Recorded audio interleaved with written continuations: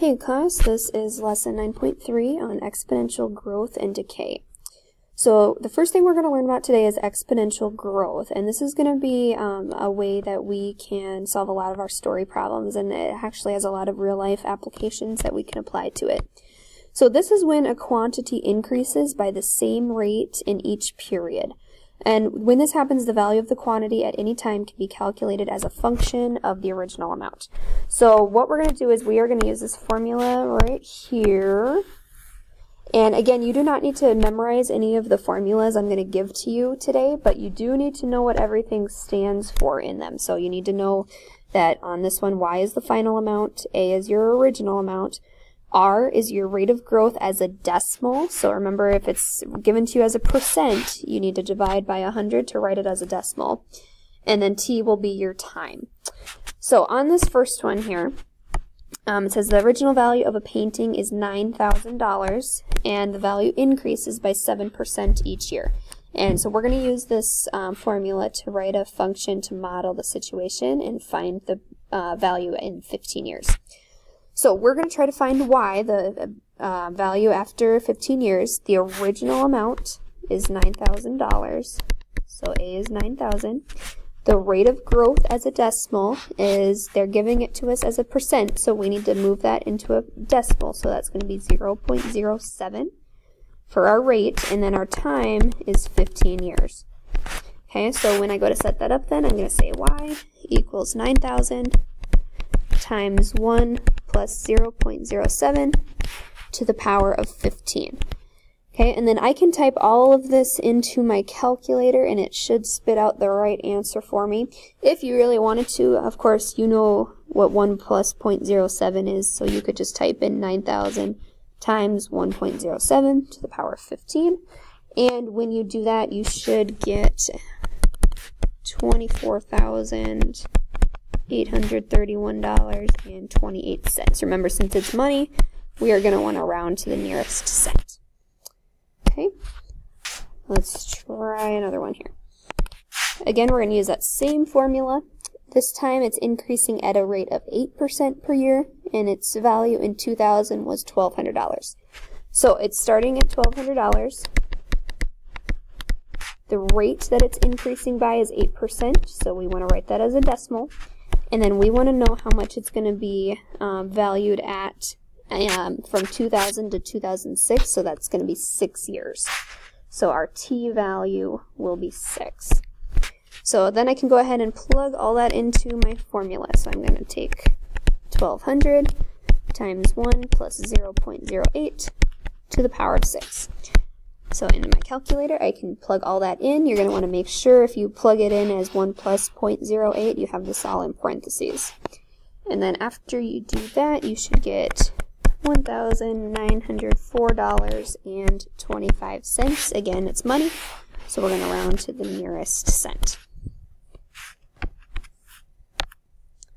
Okay, the next thing, another type of exponential growth that we're going to talk about is something called compound interest. And so remember that simple interest is paid only on the principal, so the starting amount. However, compound interest is paid on both the principal and the previously earned interest. So you're earning a lot more money using compound interest. And so here's the formula we're going to use for that. Again, you don't have to memorize that, but you need to know what all this stands for. Okay, so to find my balance after so many years, I'm going to take my principal, which is the same as the original amount, that's my P, take that times plus 1. The rate then is going to be as a decimal again, so make sure if it's a percent you change it. And then N is the number of times compounded per year. So a lot of times in these problems they're going to say maybe it's compounded monthly. Well, there's 12 months in a year, so I would use the number 12 for my N value then.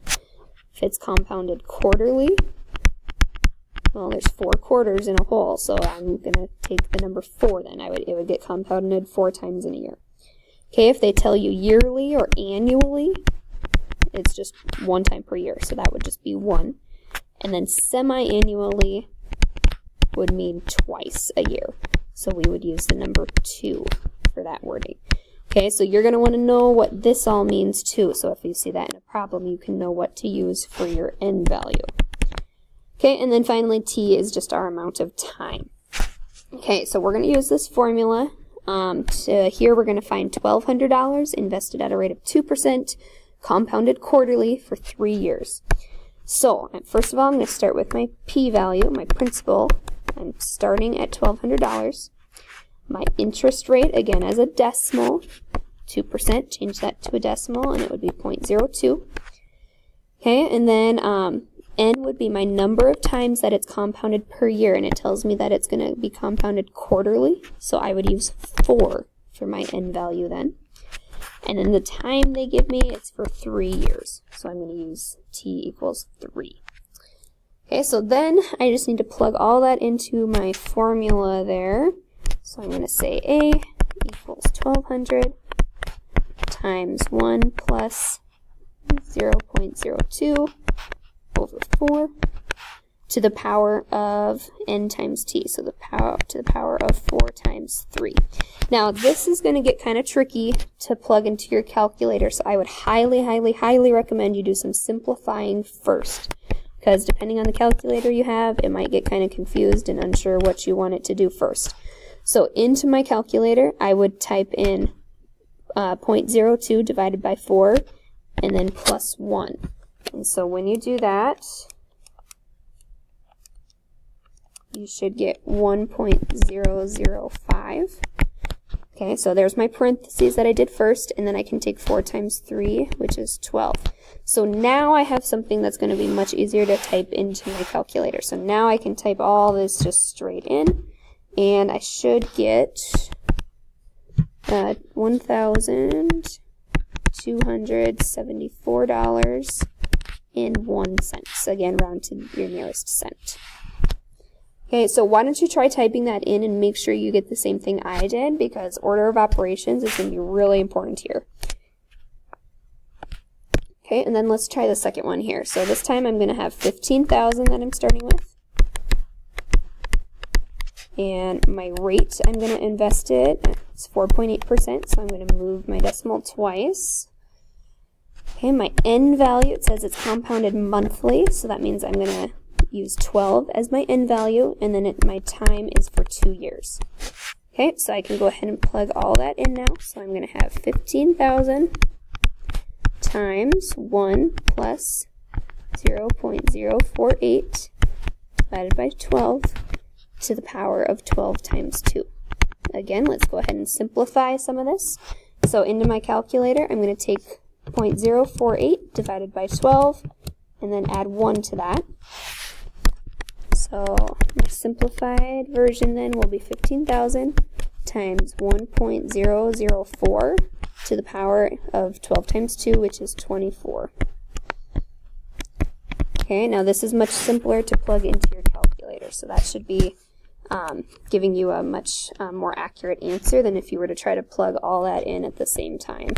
So once I do that, I should get $16,508.22.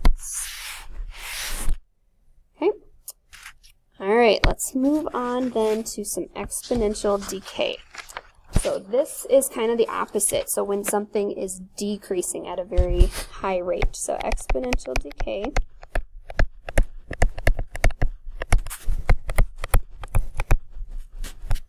Okay, and so just like the exponential growth, it's decreasing now is all.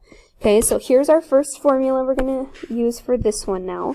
And again, I need you to know what all of that means. It's going to be very similar to our exponential growth formula. The only difference is we've got a 1 minus r instead of a 1 plus r. Okay, so here again we want our rate as a decimal instead of a percent, so 0.03. And so here it says we're starting with 1,700 people. So my original amount of people is 1,700. My rate, I already changed to a decimal, 0.03. And then my time, they want us to find the population from 2000 to 2012. So my time would be 12 years. Okay, and then all I need to do is just plug all of that in. So 1,700 times 1 minus 0.03 to the power of 12. And then go ahead and plug all that in and see if you get the same thing I did. I got 1179.53, and since we're talking people this time, we want to round to the nearest person. So we're going to say it's approximately 1,180 people. Okay, so see if you get the same thing, plug in all that in. And then why don't you try this next one on your own again. See if you can identify what each variable is going to be and make sure you know what each variable stands for in that formula. You're going to need to know that for the test and quiz. Again, you don't have to memorize the formula, but you need to know what each variable stands for. Okay, and then the last thing we're going to do is a certain kind of exponential decay called a half-life. And scientists use this all the time to find how long it takes a substance for a half of the substance to decay. And this is the formula we're going to use for that. Okay, so A is our final amount, P is our original amount, and then this is going to be the part that's a little bit unique. It says T is the number of half-lives in a given time period. Okay, so on this first one here, we want to find the amount left from a 500 gram sample, so that's our original amount, is 500, of astatine 218 after 10 seconds. Okay, now up here it says that it has a half-life of 2 seconds. So for when we go to find what our T value is, we've got to think how many of these half-lives are in the time they give me. So in other words, what's 10 divided by 2? So my T value here then would be 5. Okay, because 10 divided by 2 is 5. So be sure you have this down. I'm not just going to plug in 2, okay, or 10. I'm going to plug in 5 because I need to take my seconds it gives me divided by the half-life.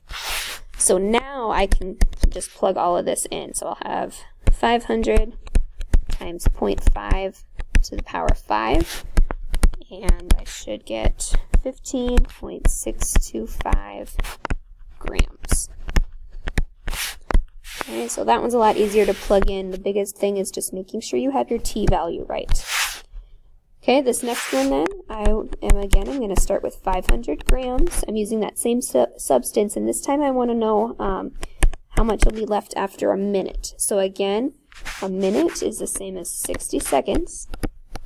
And I know from up above that this has a half-life of 2. So I need to take 60 divided by 2, and that will give me 30. So when I go to plug this in, I'm going to plug in 30.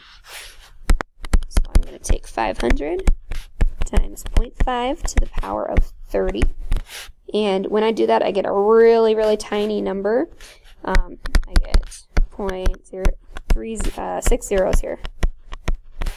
And then 47 grams. If you wanted to, you could write that in scientific notation too, but otherwise you can leave it as it is.